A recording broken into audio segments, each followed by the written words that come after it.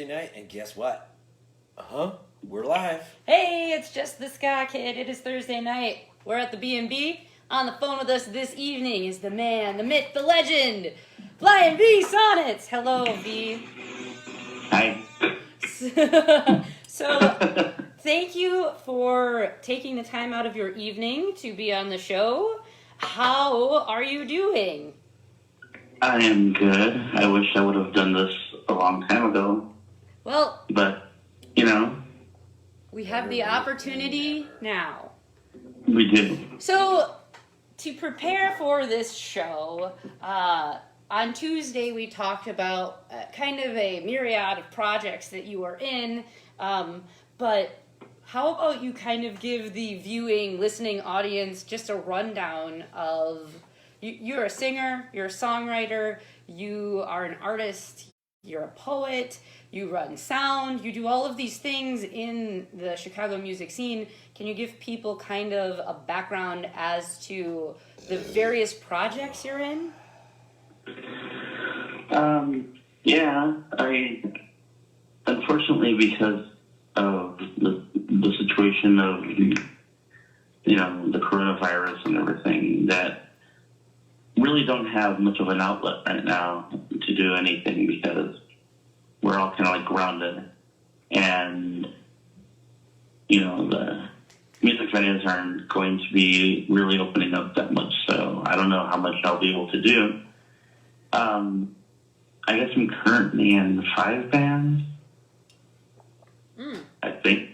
It's hard to tell because I haven't seen anybody, everybody's been kind of like doing their own thing and trying to make money, just to stay afloat. So it's really hard to gauge where everything is right now. But have you not had any practices with anybody? Are you all none? Okay. I have not seen anybody yet musically at all. So for reference, you're in Chicago, Illinois. Mm-hmm. And Illinois being one of the last states to reopen, are you guys reopened now? And what does that look like as far as safety measures and venues and that sort of thing? Well, we're still, I think, technically somewhere between phase 3 and 4 opening, which means it's a cautious open, and most of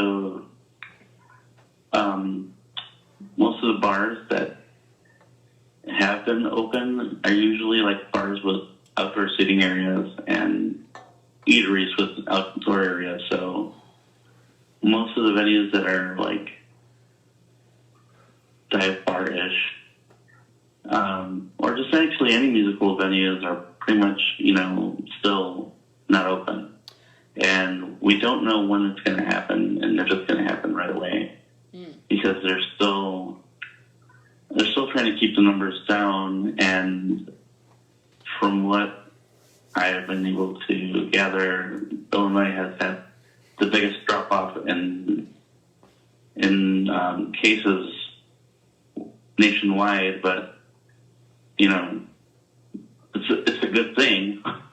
We're not Arizona. Right. However, the drawback is that we don't, I don't get to play. Mm-hmm. I don't get to play live, and so that means a whole restructuring on my end of what I do, because music is a big chunk of what I do. Mm-hmm. And working with venues and outdoor festivals and things like that is a big chunk of what I do. So now it's kind of like, well, I have to sort of reinvent myself on the fly on what I can do for money and what I can do as sort of artistically.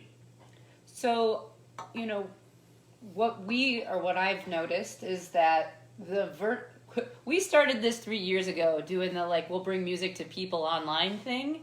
And since Corona, including yourself, a whole bunch of people have taken to the live stream as a way of getting their music out there and kind of reinventing themselves.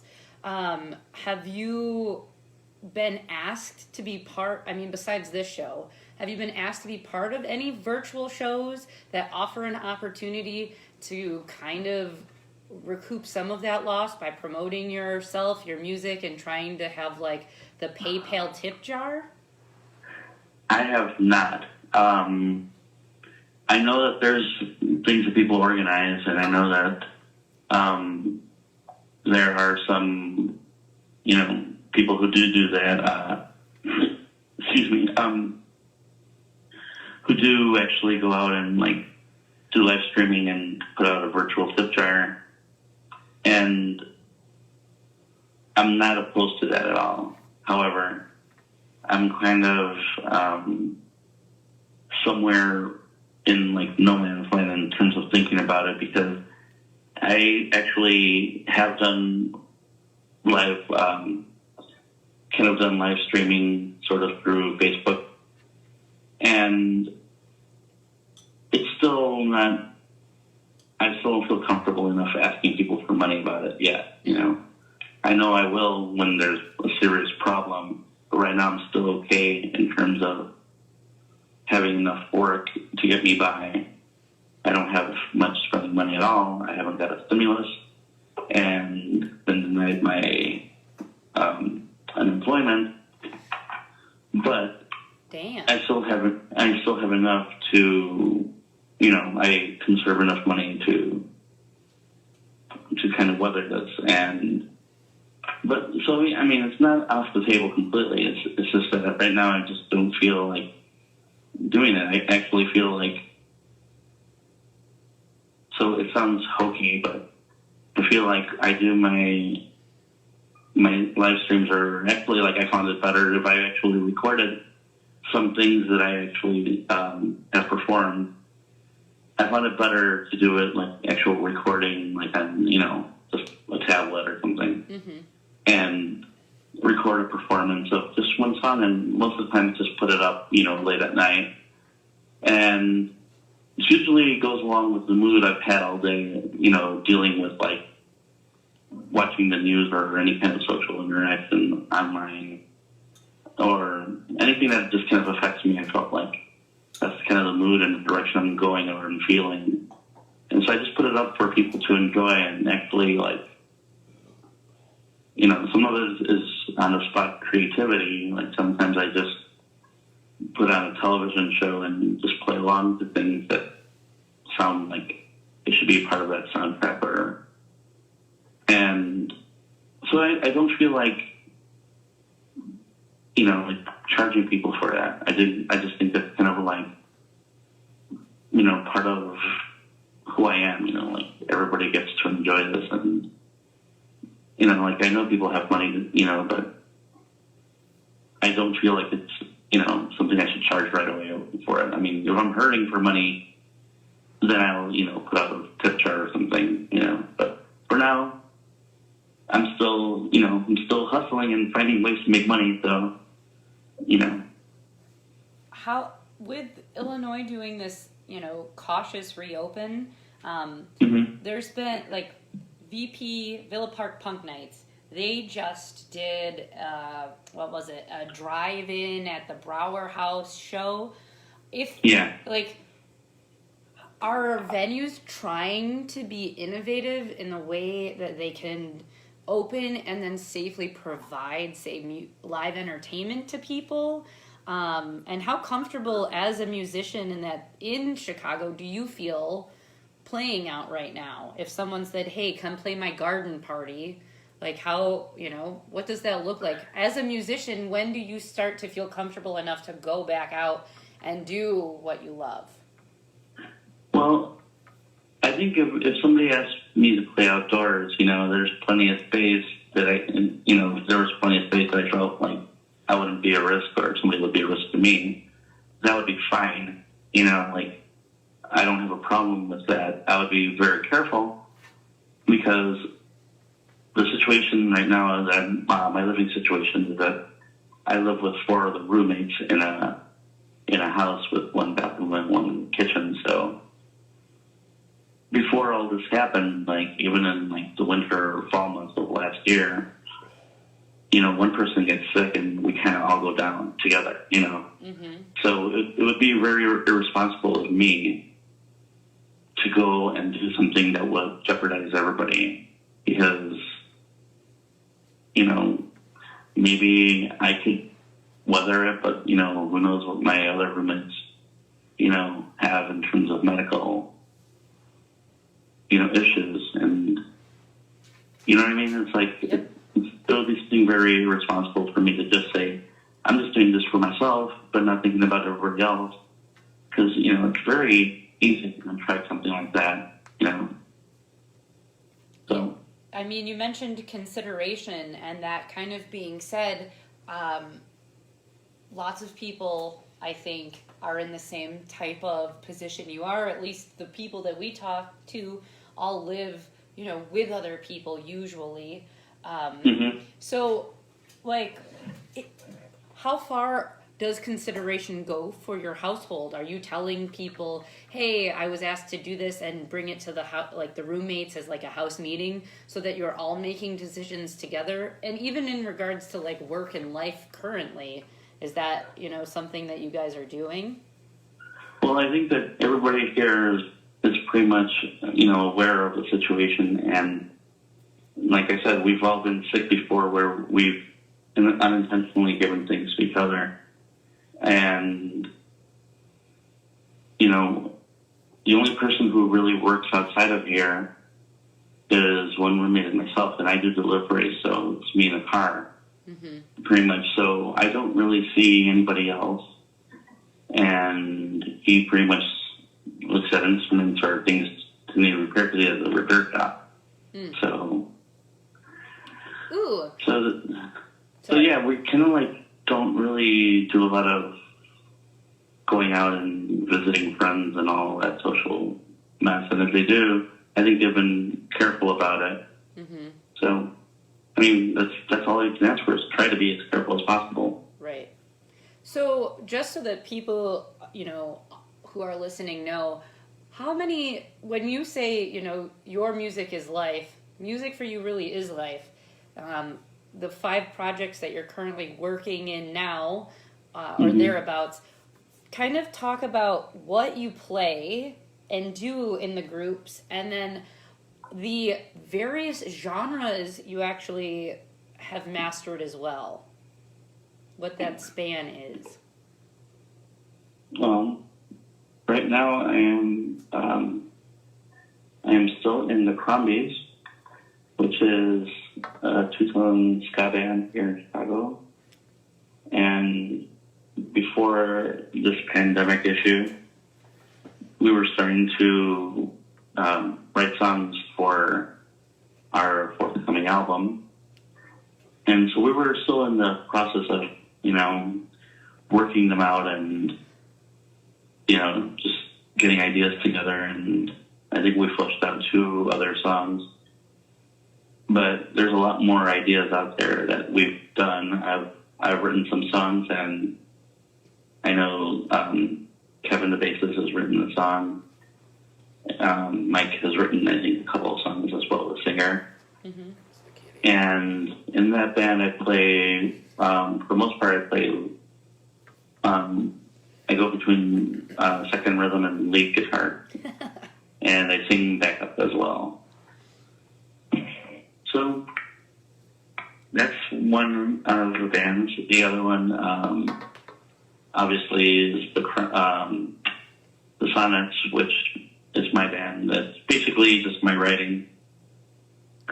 And I don't have a band currently because of life and people doing different things, but I'm still writing songs for that project. And I'm still playing with the artist formerly known as Vince, which is a glam band, like 70s style glam band. And we haven't done much since, again, like we talked to each other online, but we haven't played together. So, like I said, everything's on hold. In that band, I play lead guitar and rhythm guitar. So, keep going. You didn't name all the projects yet. I also do live band karaoke with two different organizations, basically. One is a couple of guys I play with once a month, and the other one is basically in the job where I actually get paid substantial money for doing that. But again, that's been grounded. So in that I play guitar and backup vocals. And there's there's a handful of other projects that, again, have not, I can just go and list everything that, I can just go on and go the projects I'm in and not, projects that are asleep, but, right now nothing's happening, so it's kind of like, well. I mean, because when I think I met you, you were in like 8 to 10 active groups. I think when I met you. Yeah. Which it. Well, I mean, those are just kind of like the way. I mean, like when you start a group, you don't know what's going to happen, and you don't know how it's going to fit into your life and your schedule and their schedules, and it's kind of like the better you get at playing, or the more adventurous that you get at playing, you get to try different things, and so it's easy to fit into another genre if you're good at it, or if you actually into it and are able to do it, are able to grasp what it's about, which is one of the things I love the most, is learning about music and really becoming enamored of everything about it. Just not learning. It's not like a simple, color by numbers of how to be, this type of musician. It's more like, it's kind of like record collectors or, comic book geeks who just fall in love with, the whole, all of it, I love the history. I love the culture around it. I love, seeing how it, went from the past into the future. And so that's what kind of gets me to try different things. It's just that passion for music and learning and, actually going out and trying to write things for whatever genre it is that I'm working with. Okay, here's a fun question. Because all right, I know that you span the gamut from various genres. You play pretty much everything, from actual woodwinds to brass to piano to any stringed instrument, it would seem. So, what was your first band ever, and how long have you been playing music? Okay. My first band was when I was in high school, and I was living in Guayaquil, Ecuador. Ooh. And so I bounced back in my high school years between Chicago and Guayaquil. And so I went to 5 different high schools. Wow. Back and forth. Yeah. And I guess I started it when I was a junior, somewhere between junior year and sophomore year and junior year. I think I was junior though. So maybe 16? Yeah. Okay. Definitely 16. And, I had just learned how to play the guitar. And, I was a kid into hard rock and heavy metal, and I just really wanted to play something that, was loud and fast, and I really took to playing. I was doing other people's songs, so it wasn't my own stuff.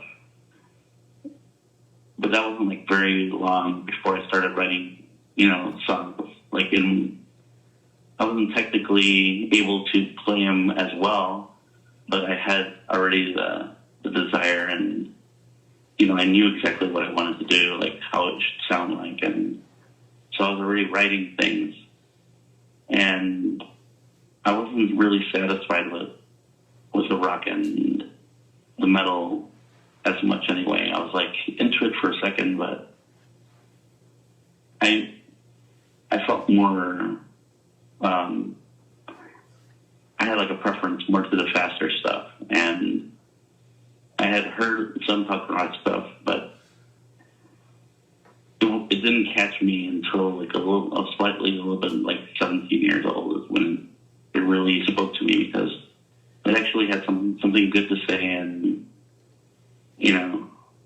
I just thought the hard rock stuff was just a little bit I don't know, it wasn't as profound to me. It was more like I felt more interested in the punk thing, and it was a lot faster and a lot more aggressive and a lot more sloppy, which was where my playing was at the time. So that was my first band. So what is out of all of the things you've played genre-wise, what is the most challenging or most difficult for you to play?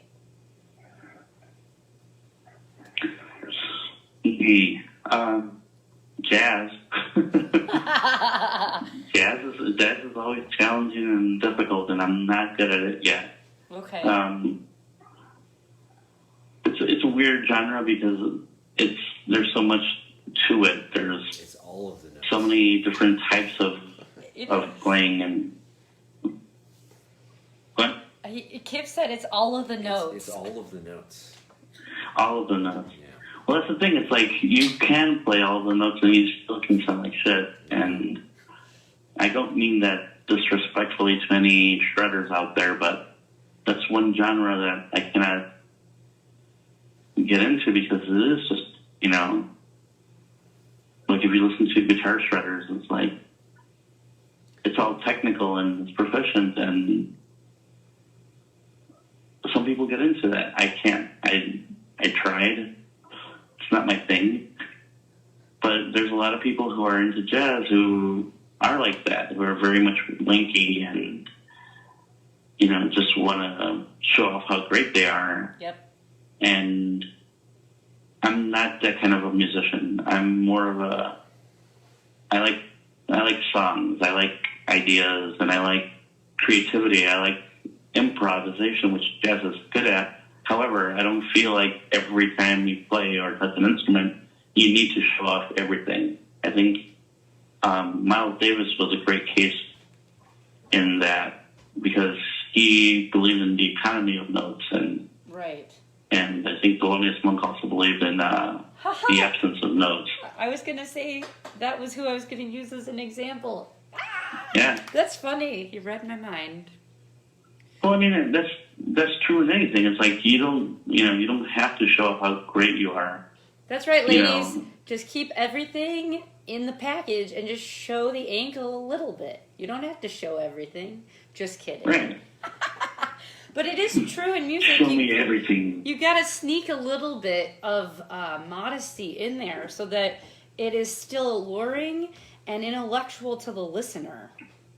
And see, that's the thing. Is like I don't think it has anything to do with modesty as much as it has to do with what works. Like, I think that if you have a group that is behind you and they're making great, like rhythm and great lines of melody, and you just tap into it and throw something that feeds it, but also separates yourself from that, and they can all work as one just giant idea, as opposed to here's this beautiful, like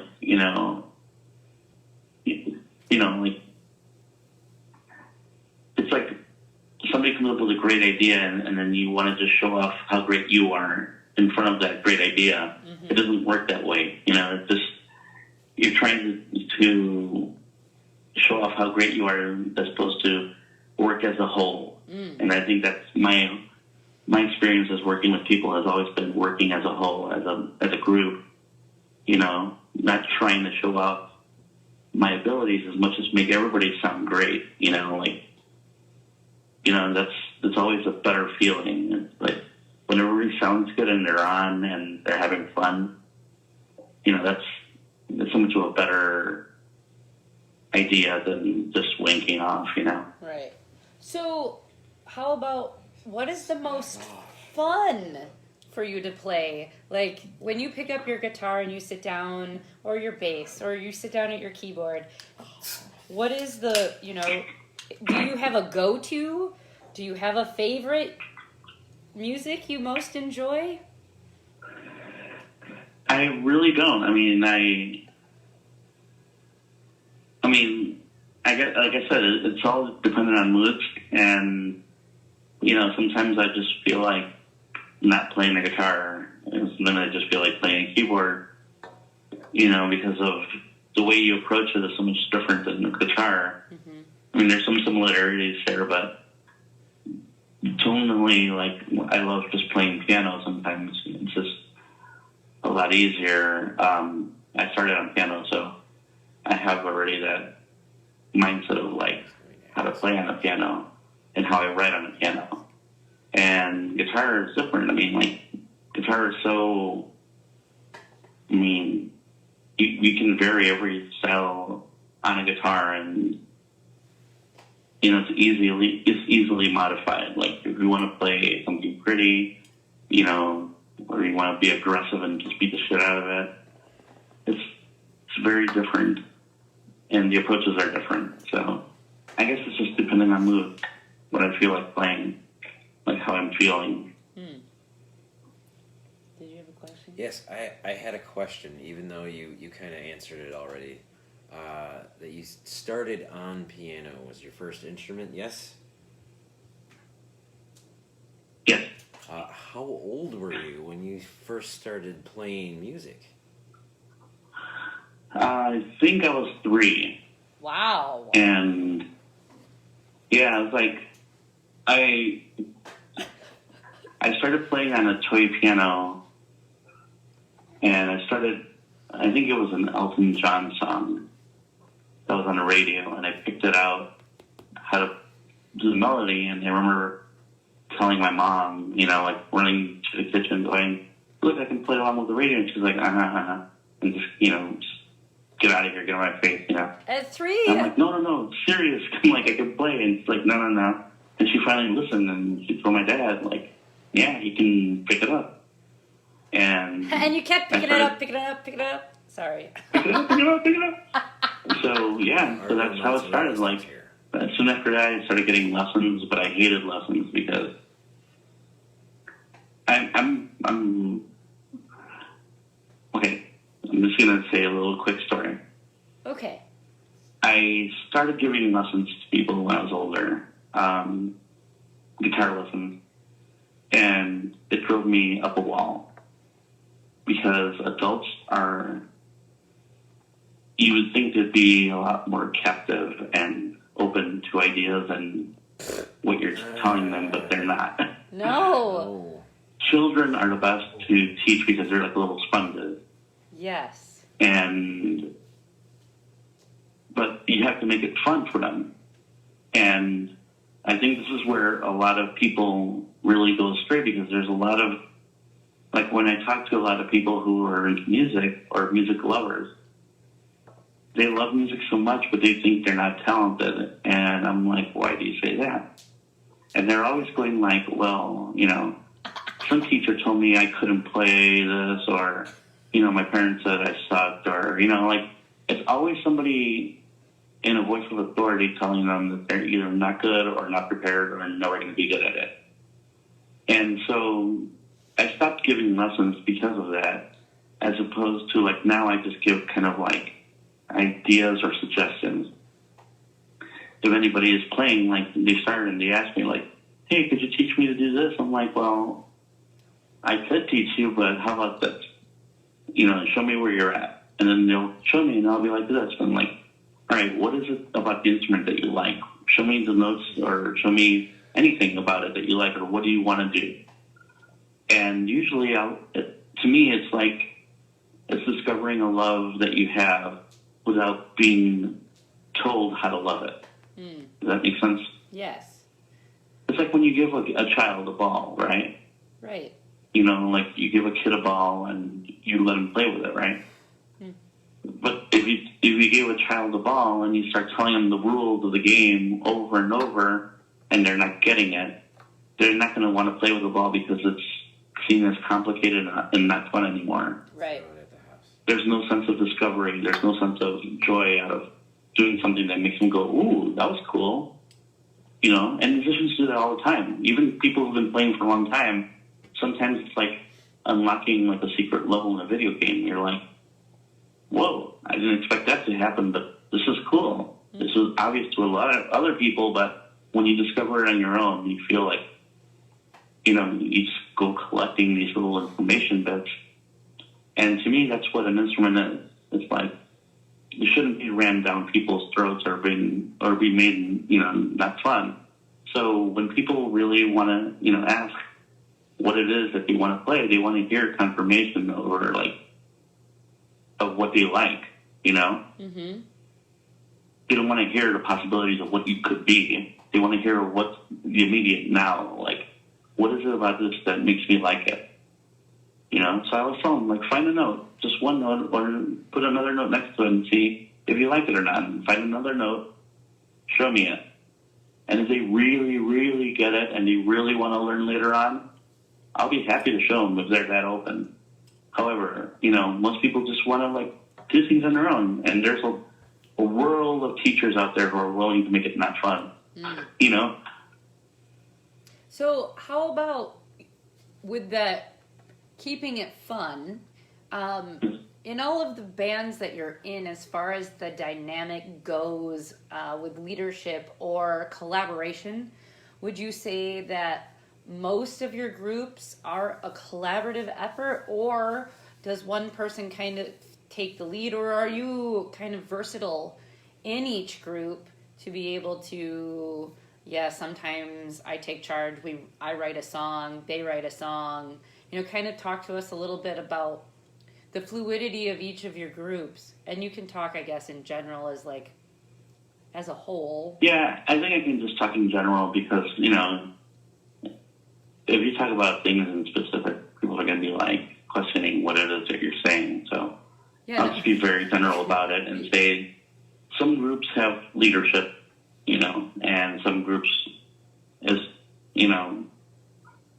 they have power struggles, you know, and it's kind of like feeling out anything, you know. It's kind of like almost like you have to know where your place is in the band, because not everybody can be a leader in a band, because then you have like, you know, a bunch of people stretching it in their own direction, and then you're getting into arguments about it. And then you also have to kind of like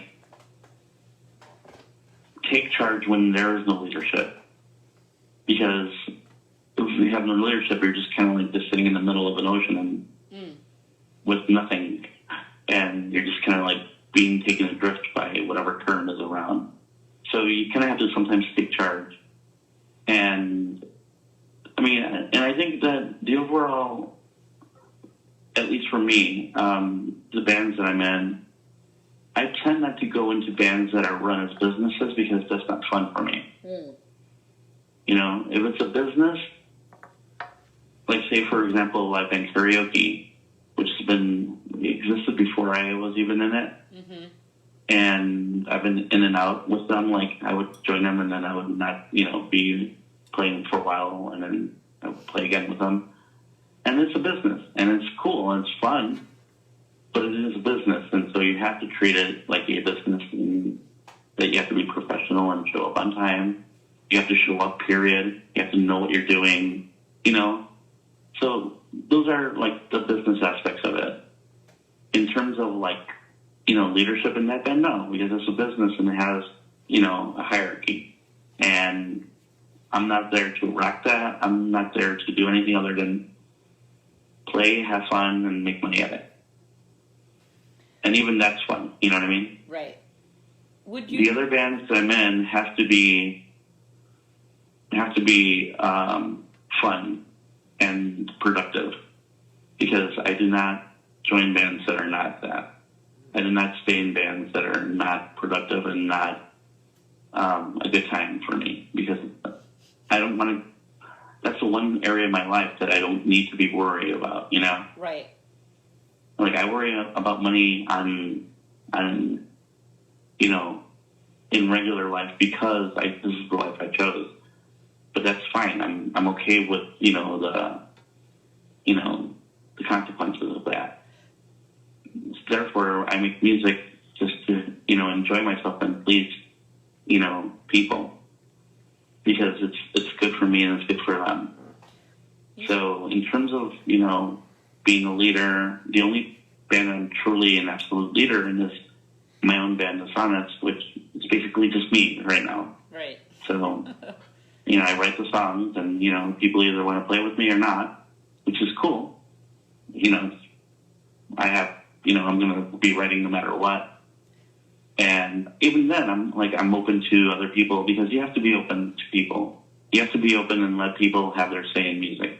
Even if you're, somebody else is leading or steering the ship, you have to let other people be a creative force, because otherwise, why don't you just pay them? You know what I mean?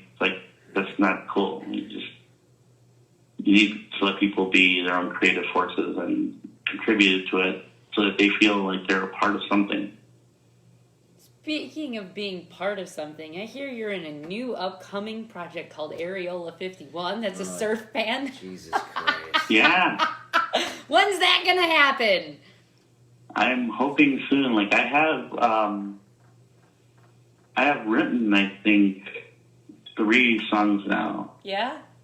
Yeah, and I have ideas on a couple of other ones, and Cool. I can't wait to show my fellow Areola 51 other guitarists what I have, because it's cool, because it's I pay homage a lot to the old style of playing surf, Right. but at the same time I'm also kind of want to play new kind of crazy off the wall new vibes, Mm-hmm.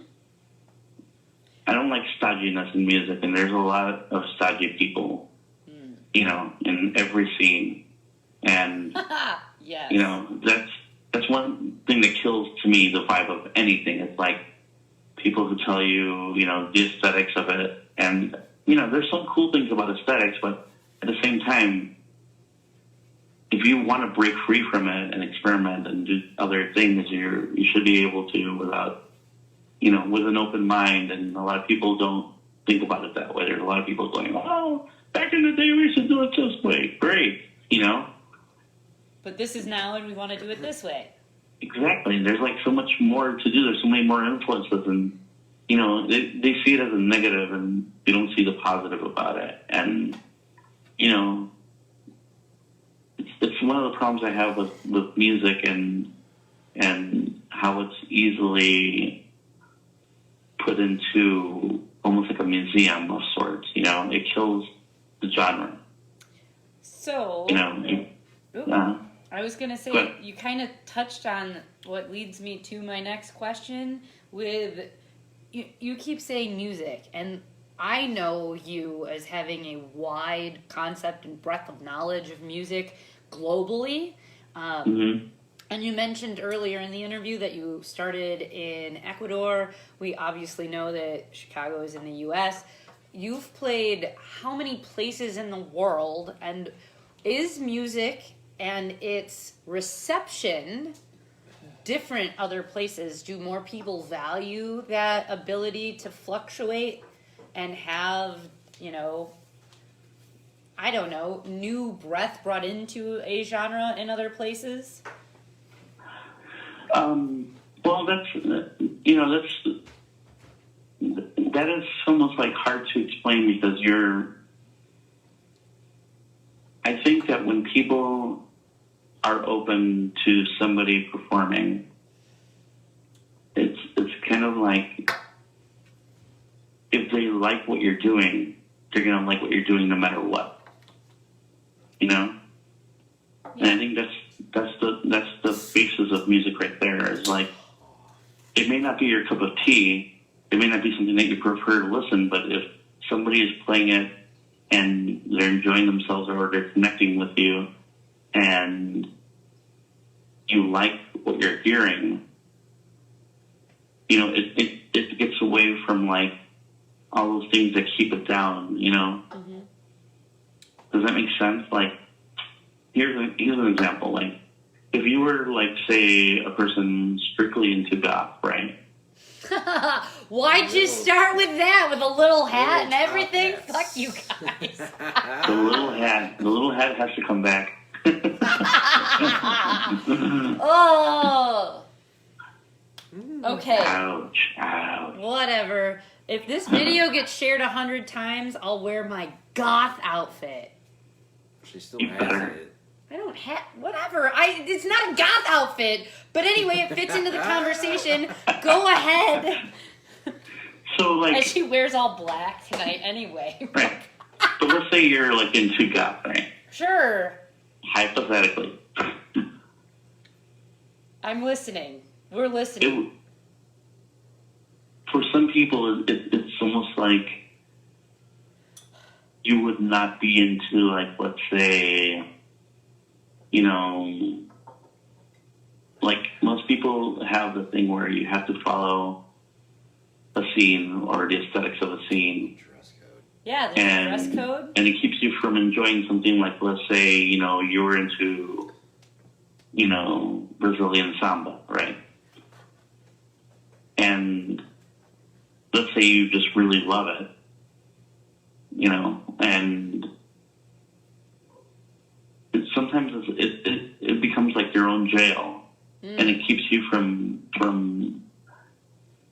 because you yourself are censoring what it is that you should like and not like, you know, to please other people or to be like seen as a purist or whatever.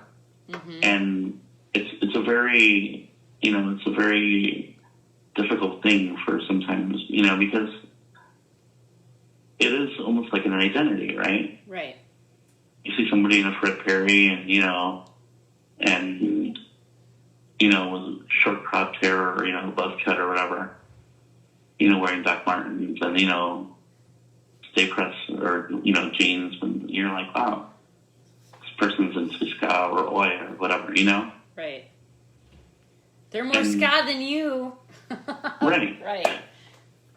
Want to win the ska contest, you know? The ska contest. Right? There's a hit right there waiting to be made.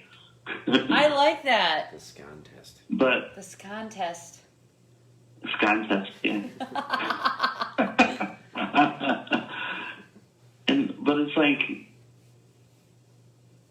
you don't have to be one-sided. You know, you can still enjoy the aesthetics of something and enjoy something else. So that's my answer: is that most people are open to something if it's good. Good. I played when I went back to vacation in South America. It was the first time I was there in 12 years, and I saw some like surfer dudes, you know, hanging out by the beach wall or the seawall, I should say, and they were just like, you know, they had a group of other, you know, guys around them, and I decided to, you know, like introduce myself and just kind of like sat down and just listened. It was just, you know, them, a couple guys with acoustic guitars. And they were doing like, you know, acoustic, you know, numbers, English numbers, you know, like, you know, stuff like America or, you know, just really like acoustic heat jam type stuff. Yeah. You know? Yeah, house party, mellow, I'm a cool bro stuff. Yeah, we got it. Yeah, I mean, and you know, they were like, you know, they had long hair, and they were like, you know, the surfer culture type guys, you know? Mm-hmm. And I just sat there and listened, and, you know, mind you, at this time, I'm, you know, I was like, okay, you know, this is something to listen to, you know? And then they started doing some songs in Spanish, and, you know, again, it wasn't something I was into at the time, but I just kept listening, you know, and they were pretty good, you know. they're not, great musicians, but they were good. Like they could play and they could sing. And I was like, cool. I really dug it. And then they finally went to me. They're like, do you play? I'm like, uh-huh. And so, off I went, playing everything I knew. And it didn't matter what I played, I went all over the place. I was, playing punk, I was playing ska, I was playing indie, I was playing my own stuff. And they were digging all of it, and I ended up making, friends with them and some other people and just hanging out with them on the beach for, 4 days, and it was a lot of fun. But that's what I mean. It's like you can't, to me at least, you would be kind of hypocritical if you, look at somebody and look at, what they're like and be like, and then you look at you. So moral of the story. You're jam, dude. Right. So don't judge a book by its cover. Yeah, and I've been guilty of it too. I've done it. I think we've all done it. Everybody can try to change a little bit. Yeah. Not that bad, and it's cool because then everything else opens up to you, and you get more stories and you get more influences, and it's a benefit for everyone. This segues beautiful into the end of the interview, because in the next hour, we will tune into the event page where Vee will be playing live. What can people expect from you? Are you going to jump all over the place? Can you hint as to what the listening audience can expect? Captivate them with your words so that they can have watch. No idea. I would love to say that I was, rehearsed for this and that, I have an idea of what I'm going to play, but honestly, I am I have not been playing for the last almost 2 weeks since the whole George Floyd thing has been consuming me, and it's hard. It's very difficult. It's very challenging to I sit there and I just read article after article and talk to people and try to get some people who are not getting it and try to talk to them and to opening their minds a little bit and see why this is important to me and to other people. This is not a one-sided thing. It's not about me. It's about everyone. It's just important for everybody. And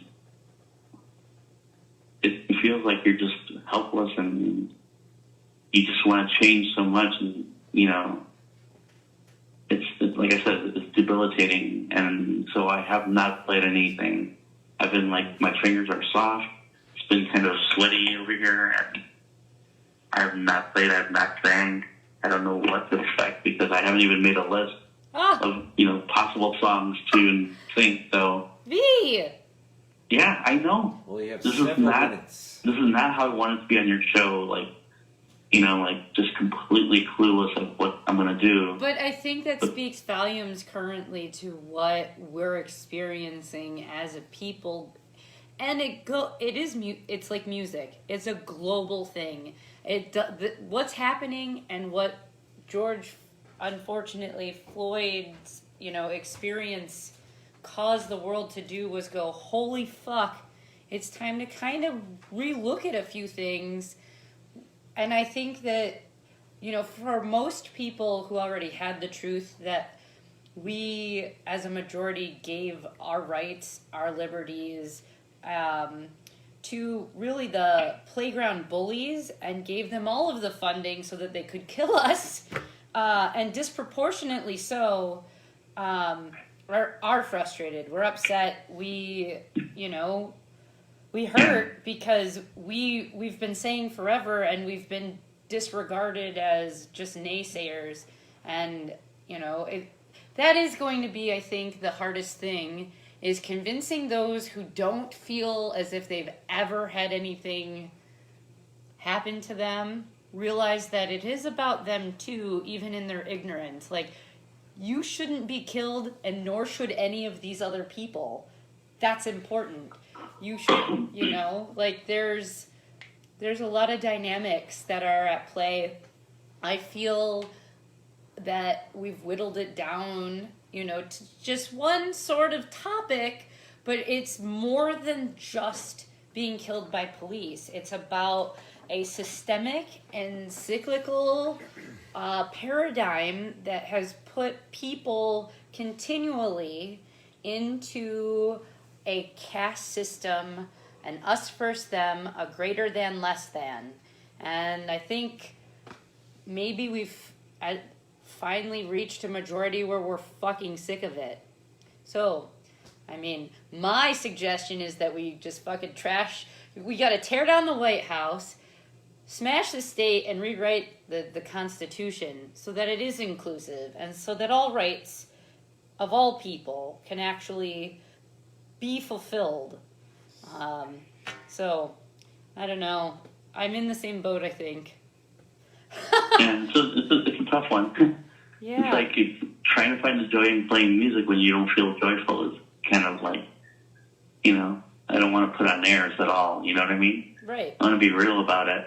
Well, but at the same time, I'm kind of like, fuck, you know, this is sad and heartbreaking, and yet I'm angry and, you know, confused and, you know, all the good things. All the good things. All of it. You know what? Maybe you just need to purchase a little hat and smoke some clove cigarettes. Wear a black corset and life will be fine.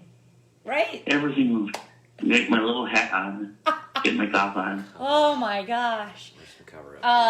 So in closing, Mr. Sonnets, what do you want people to know? You know, do you have one band over the other that you want to pimp? Do you have merch as yourself and as the Sonnets, or, you know? No, I don't have anything right now. Okay. I'm being honest. I mean, I have, if you want to go, I mean, it's like, I have merch for the Crombies. I have merch for the Air Sporting those events.